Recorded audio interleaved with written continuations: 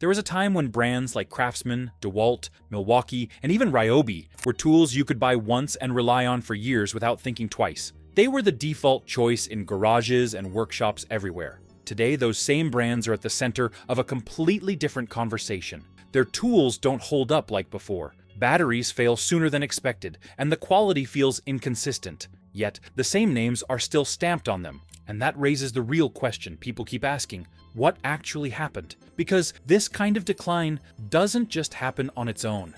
Something changed behind these brands, and most buyers never knew. We're going to reveal it all to you, the real cause behind what's happening to these brands, and you'll realize why these brands are not what they used to be. Let's start with the brand that built the strongest trust of all: Craftsman. The name stayed, the standard changed.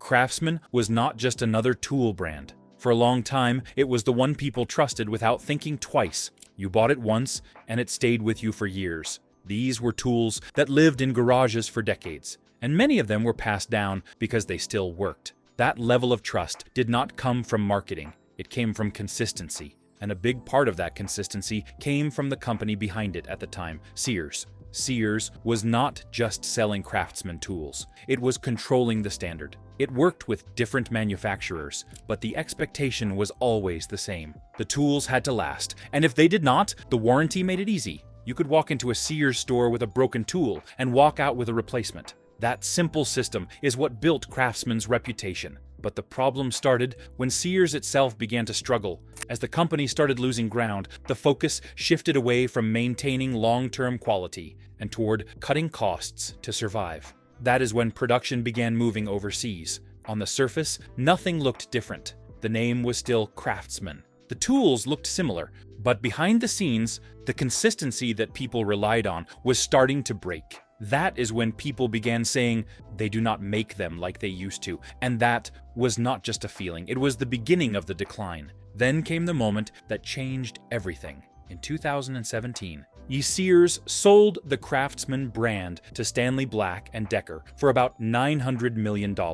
That decision was not about improving the tools. It was about keeping Sears alive at the time. And once the brand was sold, Craftsman was no longer being managed the way it used to be. The expectation from buyers was that the new owners would restore the quality. There were announcements about bringing production back and rebuilding the brand. A factory was even set up in Texas with plans to bring manufacturing back into the country. But that plan did not hold. The factory struggled to operate the way it was intended, and by 2023, it was shut down before it could deliver on that promise at scale. So, the idea of bringing Craftsman back to what it used to be never fully happened. At the same time, most of the tools continued to be produced overseas, and the lineup became more inconsistent. Instead of one clear standard across the brand, there were now different levels of quality depending on what you picked. That is where the real problem shows up today. Because what people remember about Craftsman is not what they are experiencing now. The durability is not the same, the consistency is not the same,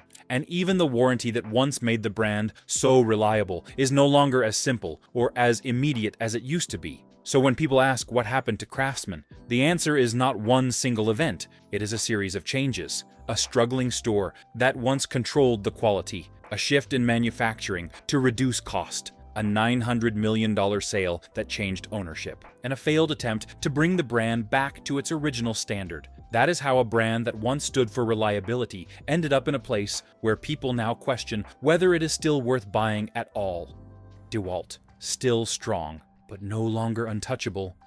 DeWalt is not a brand that collapsed overnight, and that is exactly why most people do not immediately question it, because on the surface, it still looks like one of the safest choices you can make. It is everywhere, it still carries a strong reputation, and for many buyers, it is still the brand they reach for without thinking too much about alternatives. But when you start looking closely, the pattern becomes harder to ignore. The first place this shows up is consistency. There was a time when buying a DeWalt tool felt predictable. You knew what you were getting across the board. The tools delivered steady power, they held up under repeated use, and there was very little variation between products in the lineup. Now, that experience is no longer the same. What you get depends heavily on the exact tool, the specific line, and even the version you pick. Some tools still perform exactly the way people expect. Others feel slightly underpowered, less refined, or not as durable over time. That inconsistency is what many users are starting to notice. And that change is not random. It is tied to how much the brand has expanded.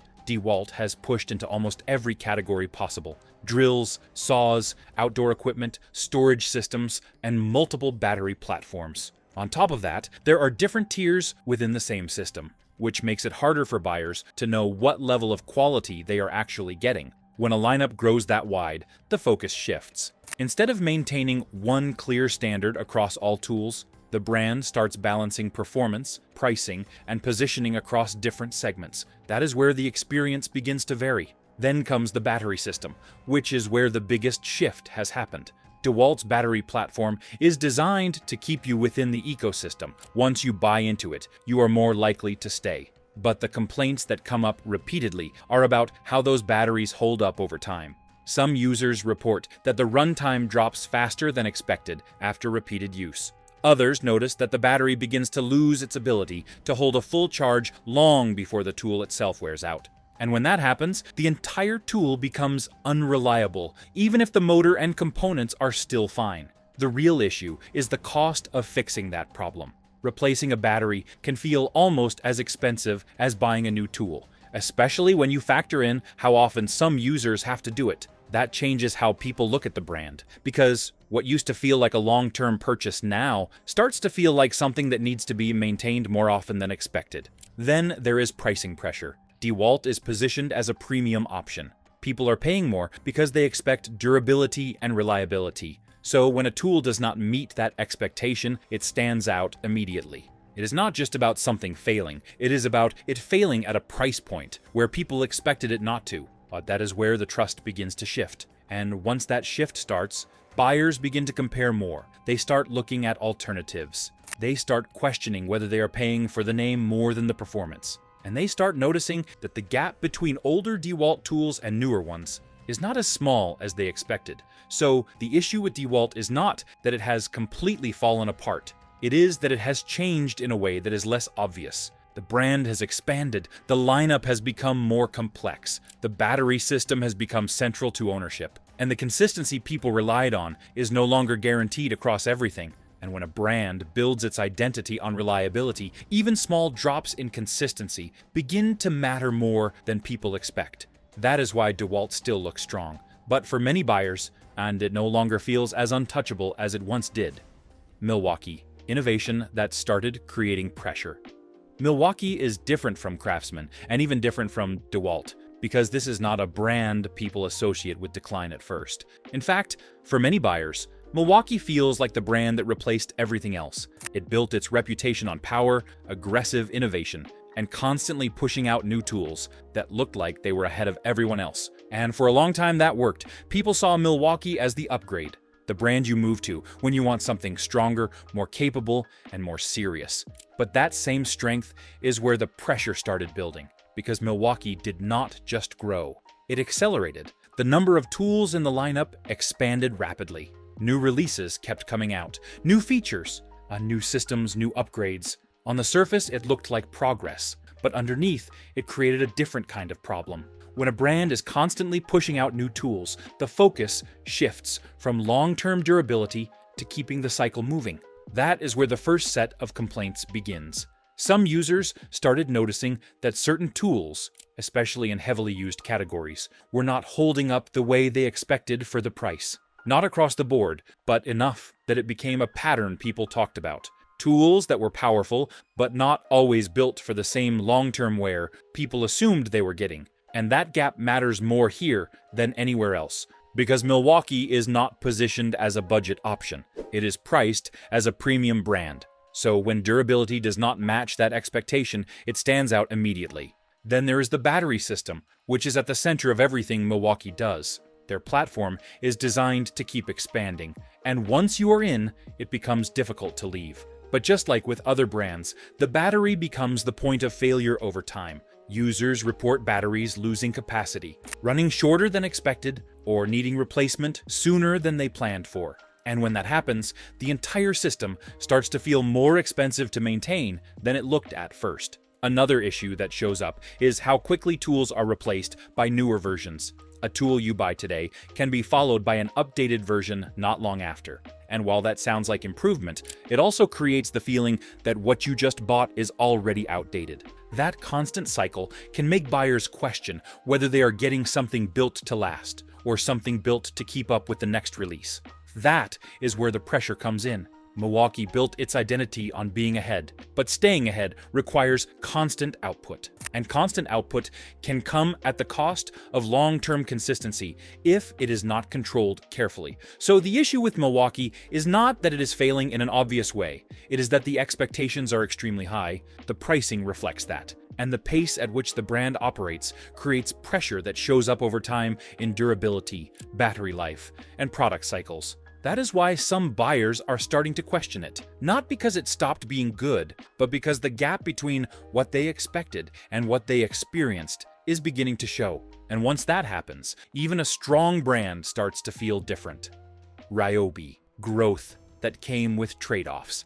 Ryobi did not build its name the same way the others did, but it still followed a path that led to the same kind of problems people are seeing today. The brand grew fast by making tools easy to access. The price point made it possible for homeowners to get started without spending too much, and the wide selection made it convenient to keep adding tools over time. That approach brought a lot of people into the system, but as the brand expanded, the way the tools were built became more focused on keeping that accessibility in place. That is where the shift begins. To keep prices controlled while the lineup keeps growing, compromises start to show up in the build. The materials are lighter. Internal components are designed around cost efficiency. The tools are made to function, but not necessarily to handle repeated strain over long periods. And over time, those decisions become noticeable. You start seeing tools that work fine at first, but begin to struggle earlier than expected. Performance drops after consistent use. Parts wear down faster than what people are used to from older tools. It is not always immediate failure, but it builds up into a pattern. Then, the battery system adds another layer to it. Ryobi pushed heavily into a single battery platform that connects a large number of tools. That makes it convenient, but it also means everything depends on how that battery holds up. As those batteries age, the runtime shortens. Power delivery becomes less stable, and the overall performance of the tool starts to decline, even if the tool itself is still functional. At that point, the experience changes. What used to feel like a simple, reliable setup starts feeling like something that needs replacing more often than expected. And because the system is built around keeping you within that same platform, most buyers end up staying in it rather than stepping out of it. Another issue comes from how wide the product range has become. Ryobi is no longer focused on a narrow set of tools. It has moved into multiple categories, which spreads attention across a much larger lineup. And when that happens, maintaining the same level of consistency across everything becomes harder. So, what you end up with is a brand that continued growing, but that growth came with trade-offs that are now showing up in how the tools perform over time. That is why the complaints are not about one specific tool. They are about the overall experience changing. The trust that built the brand begins to weaken. The real shift. These brands are not competing the way you think. Up to this point, each brand looks like it has its own separate story. Craftsman declined after being sold. DeWalt started showing inconsistency. Milwaukee kept pushing new releases. Ryobi expanded with trade-offs. But when you step back, a different picture starts to form. Because these brands are not operating as independently as most people assume. Behind the names, many of them are controlled or influenced by a small number of large parent companies. For example, Stanley Black & Decker controls both DeWalt and Craftsman. That means two brands that appear to compete are actually part of the same system. And once you understand that, the decisions start to make more sense. Instead of every brand trying to be the best at everything, each one is positioned differently within the same portfolio. One is pushed as premium. Another is positioned as mid-level. Another is designed to capture entry-level buyers. So the differences you see are not always about capability. They are about positioning. That is why certain tools feel limited in ways that do not seem necessary. It is not always because the company could not build it better. In many cases, it is because they chose not to, in order to keep separation between their own brands. And that is where the idea of competition starts to break down. Because when multiple brands are controlled within the same structure, the goal is not just to win against competitors, it is to keep buyers within the system. That is what connects everything you have seen so far. The inconsistency, the controlled performance, the wide product ranges, and the shifting quality levels are not isolated issues. They are the result of decisions made at a higher level where multiple brands are being managed together. So when people switch from one brand to another, thinking they are escaping the problem, they often stay within the same network of decisions. And that is why the experience can feel similar, even when the name on the tool changes. Because at that point, you are not just buying a tool. You are buying into a system that is designed to guide how those tools are built, priced, and positioned. The only way to buy without getting trapped. At this point, the pattern is clear. These brands did not all fall apart the same way, but they all changed under similar pressures. Ownership shifted, priorities moved away from long-term durability, and the way tools are built today is no longer centered on lasting as long as possible. So the question now is not which brand is better. It is how you avoid getting caught in the same cycle. The first change is how you look at the brand name itself. For a long time, the name was enough. You saw Craftsman, DeWalt, Milwaukee, or Ryobi, and that alone gave you confidence. Today, that approach does not work the same way. The name tells you less than it used to, because the standards behind it are no longer as consistent. That means you have to shift your focus from brand to tool. Instead of assuming everything under one name performs the same, you start looking at each tool on its own. What it is built for, how it performs under real use, and whether it actually fits the job you need it for. The second shift is understanding the battery system before you commit to it.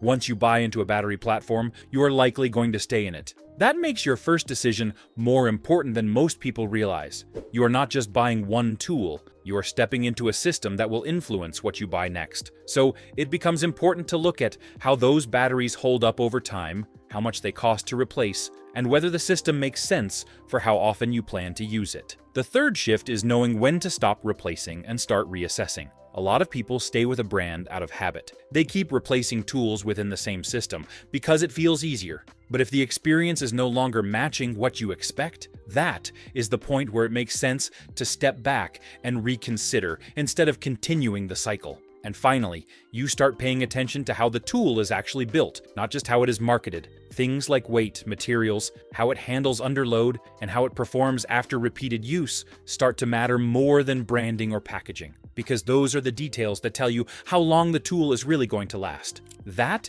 is the real adjustment. You move away from buying based on trust in a name, and you start buying based on what the tool can actually deliver. Because once you understand what changed behind these brands, you stop expecting them to perform the way they used to, and you start making decisions that match how they operate today. And that is what keeps you from getting stuck in the same pattern that so many buyers are already dealing with. If you've used any of these brands over the years, I want to hear your experience. What changed for you, and which tools actually held up or didn't? Drop it in the comments so others can learn from it. And if this breakdown helped you see things more clearly, take a second to like and subscribe. More videos like this are coming where we break down what's really going on behind the products you buy, so you can make better decisions without guessing.